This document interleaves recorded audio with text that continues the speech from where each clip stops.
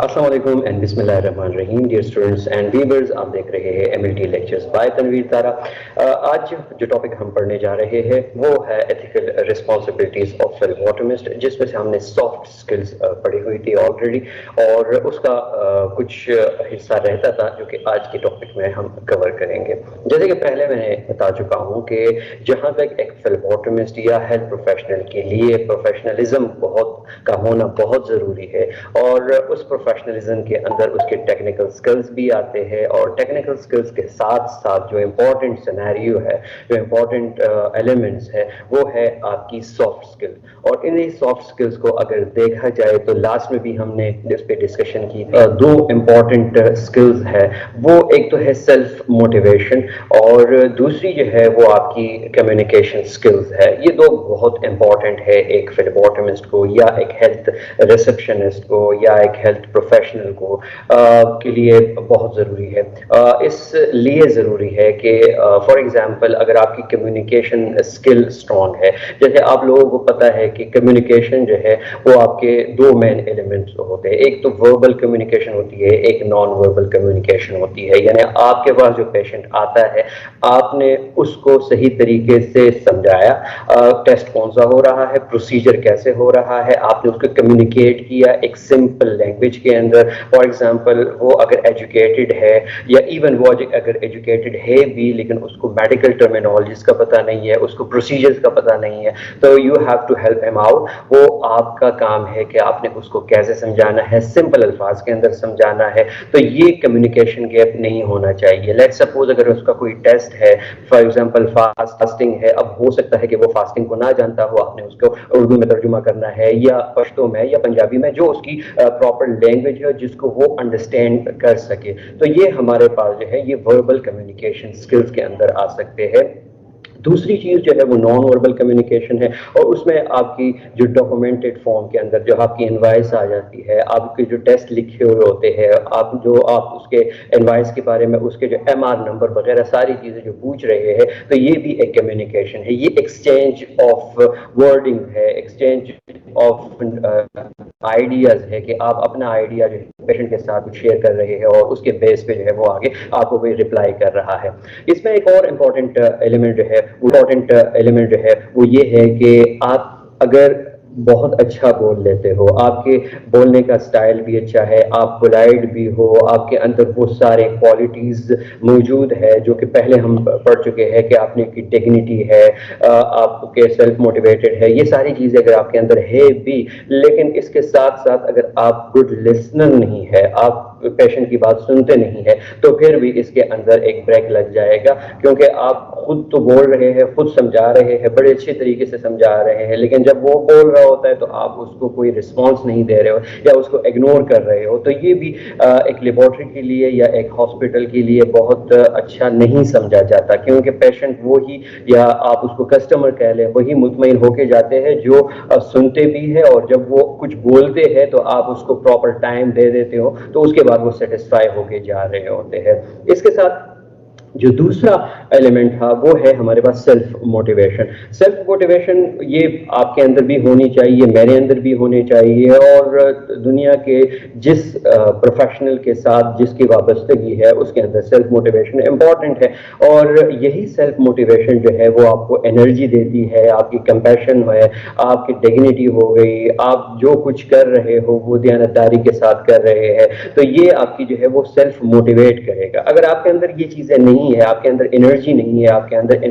Enthusiasm नहीं है, तो ऑब्वियसली वो अंदर से आपकी जो एक एनर्जी है, आप अंदर से जो एक चीज़ आपको मोटिवेट कर रही है वो लीक हो जाएगी, और उसको आपने फिर करने में काफ़ी टाइम लग जाएगा। तो जब तक आप सेल्फ मोटिवेट नहीं होंगे, आपका काम में दिल नहीं लगेगा। जब आपका काम में दिल नहीं लगेगा तो आप एक प्रोफेशनल अंदाज के अंदर काम नहीं कर सकोगे। जब आप प्रोफेशनल अंदाज के अंदर काम नहीं कर सकोगे तो हो सकता है कि कोई ना कोई कस्टमर आपसे जो है वो नाराज होकर चला जाए, दोबारा ना आए। तो इस वजह से आज हम इसी टॉपिक्स को लेके डिटेल के साथ जो है वो डिस्कशन करेंगे, और उम्मीद है आप लोग टॉपिक एंड तक देखेंगे।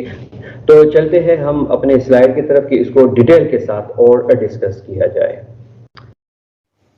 यहाँ पे अब ऐसी भी मोटिवेशंस है जो आपको मोटिवेट कर रही है, आपकी ज़ात को बना रही है, आपके प्रोफेशनल लाइफ को वो और ऊपर बढ़ा रही है और चढ़ा रही है, और उसको हम कहते हैं कि ये सेल्फ मोटिवेशन है। अब सेल्फ मोटिवेशन तभी आ सकता है कि जब आप एनर्जेटिक हो, आपके अंदर एंथुसियाज्म हो, आप सही प्रोफेशनल अंदाज में काम कर रहे हो, आप अपने टास्क को पूरा कर रहे हो, आपका बिहेवियर जो है वो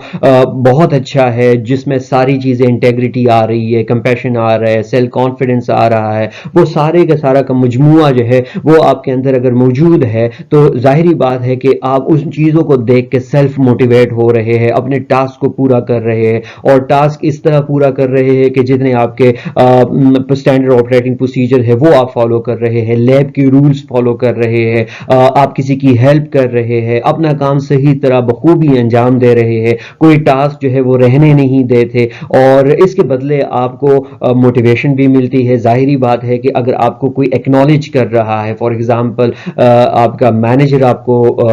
एक्नॉलेज कर रहा है, आपको सुपरवाइजर आपको एक्नॉलेज कर रहा है, तो इट्स मीन कि आप और मोटिवेट हो रहे हैं, और अब आप उनके मयार पे और पूरा उतरने की कोशिश करते हैं, क्योंकि at the end of the day वो जो सुपरवाइजर है और वो मैनेजर है जिसके आप सबऑर्डिनेट है, और आप जिन दोनों जिस कंपनी के लिए काम कर रहे हैं या जिस हॉस्पिटल के लिए काम कर रहे हैं, तो आप दोनों का जो मकसद है वो एक ही है कि हमारी कंपनी या हम जहां पे काम कर रहे हैं वो ऊपर से ऊपर चला जाए, और मार्केट के अंदर बाहर लोग उसको आना पसंद करें। तो ये सारी चीजें आप लोग अपने लिए भी कर रहे हैं, जो आपकी अपनी जात बना रही है, आपके अंदर जो अच्छी अच्छी खूबियां है उसको डेवलप कर रही है, और बाहर इसका इम्पैक्ट जो है वो आपके कंपनी पे होगा, जो कि आपको रेवेन्यू जनरेट करके दे रहा है। नेक्स्ट जो है वो है कम्युनिकेशन, और कम्युनिकेशन को हम तीन डिफरेंट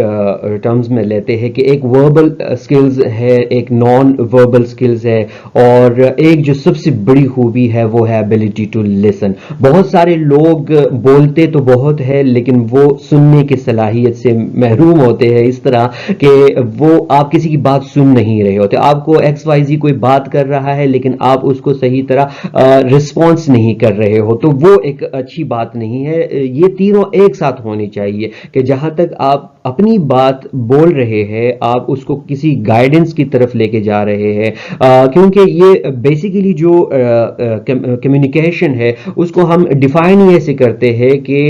इट्स इंफॉर्मेशन कि जो एक्सचेंज होता है, defined is the mean by which information is exchange और ट्रांसमिटेड। तो अब एक जो फेल्बोटमिस्ट है और रिसेप्शनिस्ट है और हेल्थ केयर सिस्टम का कोई भी बंदा है जिसकी डीलिंग पेशेंट के साथ है, ऑब्वियसली वो कोई इंफॉर्मेशन एक्सचेंज कर रहा है, और उस एक्सचेंज जो इंफॉर्मेशन वो एक्सचेंज कर रहा है उसका एक प्रॉपर प्रोटोकॉल होने चाहिए कि वो सॉफ्ट स्पोकन हो,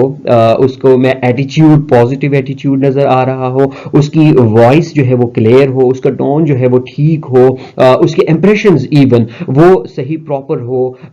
ऐसा बिल्कुल भी नहीं है कि बात आप एक से कर रहे हो, ध्यान आपका कहीं और पे है, बल्कि जो आपके फ्रंट पे है आपका आई कांटेक्ट उसके साथ होना चाहिए, बड़ा काम लहजा आपका होना चाहिए, प्रोटोकॉल्स आप उसको समझा रहे हो या टेस्ट आप उसको बता रहे हो, कोई रास्ता बता रहे हो, कुछ भी हो सकता है लैब के अंदर, तो वो सारी चीजें जो है वो कम्युनिकेशन के अंदर आ रही होती है। और वही बात आती है कि first impression is the last impression. तो जब भी लैब में कोई भी अंदर आ जाता है तो फर्स्ट उसकी जो कम्युनिकेशन से ही स्टार्ट होता है, क्योंकि अगर रिसेप्शन पे वो फ्लेबोटमिस्ट कम रिसेप्शनिस्ट है और